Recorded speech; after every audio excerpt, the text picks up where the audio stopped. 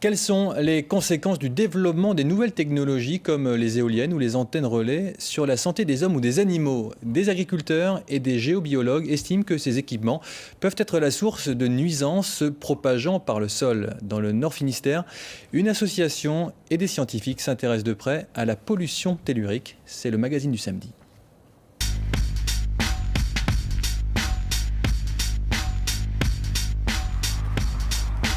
Si pour certains, la radiesthésie relève de la croyance, d'autres en ont fait un de leurs outils de travail. Jean-Paul Jacques est éleveur de porcs. Détecter les ondes telluriques fait partie de son quotidien. J'utilise aussi le pendule régulièrement dans l'élevage et j'arrive à trouver s'il y a des ondes qui passent sur l'élevage, mais je suis incapable de dire d'où ça vient. Il a constaté que l'implantation d'antennes relais, d'éoliennes, de lignes à haute tension ou de transformateurs électriques avait un impact sur le comportement de ces bêtes, pouvant même provoquer de la mortalité dans l'élevage. Pour lui, le pendule est loin d'être accessoire. Pratiquement tous les éleveurs de porcs ont leur pendule. Ça c'est... Ici, et bon, tout le monde n'arrive pas non plus à avoir le fluide, disons. Mais bon, la plupart non. Personne n'en parle. Entre nous aussi. Parce que pour nous, c'est un gros souci. Une fois les anomalies telluriques détectées, il fait appel à Jean Huguin. Le radiesthésiste intervient depuis des années dans des élevages du Finistère pour rétablir l'harmonie des lieux et agir sur la santé des animaux perturbés par un phénomène difficile à définir. Une information qui est captée par le vivant, par la cellule, et qui fait que les animaux réagissent et tous les gens, nous, on réagit aussi. Ils commencent par se mordiller les oreilles, sur les flancs, et après, il y a des cochons sûrement qui réagissent plus que d'autres. S'il y a un cochon qui est plus agressif, il va plus arrêter de chercher du sang. En fait, ils vont jusqu'à se tuer. Si Jean-Paul Jacques est depuis des années particulièrement sensible à la géobiologie, d'autres éleveurs ont brusquement découvert la discipline, contraints et forcés. Ça commence par le fait que je ne peux plus approcher les vaches. Au fur et à mesure, les vaches partaient en courant devant moi. La deuxième chose, on a vu certaines vaches qui refusaient de monter dans le robot. La troisième chose, on s'est retrouvé avec des vaches qui ne montaient plus dans le robot, donc avec des écarts de traite très importants. De là, mamite, lait à jeter, produits vétérinaires, coûts non économiques. Comment, presque du jour au lendemain, après l'implantation d'une éolienne, un élevage peut-il voir sa production de lait baisser ou des bêtes s'entre-dévorer? C'est un des champs d'études d'Alexandre Ruzanov. Tout est fissuré. Le sol qui bouge en permanence. L'ancien directeur de la Société géologique d'Ukraine réside aujourd'hui en Bretagne.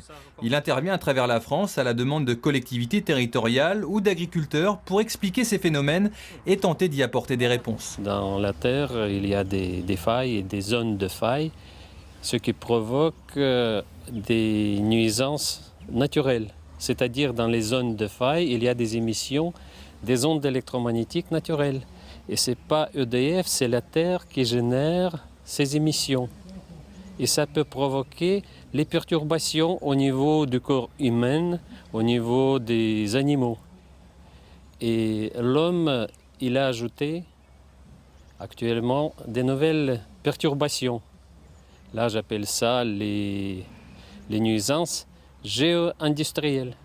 Les sources de ces nuisances sont pour les géobiologues toutes les structures verticales disposant d'une mise à la terre. Pylônes, antennes relais, châteaux d'eau, etc., etc. Des générateurs de nuisances plus ou moins importantes selon leur emplacement. Les gens aujourd'hui ne tiennent plus compte des emplacements pour positionner donc, des structures dans le sol. Autrefois, quand les gens posaient des menhirs, ce n'était pas n'importe où, c'était bien sur des lignes de force et on se rend compte, quand on travaille sur les cartes, que tous les menhirs étaient reliés entre eux par des lignes d'énergie.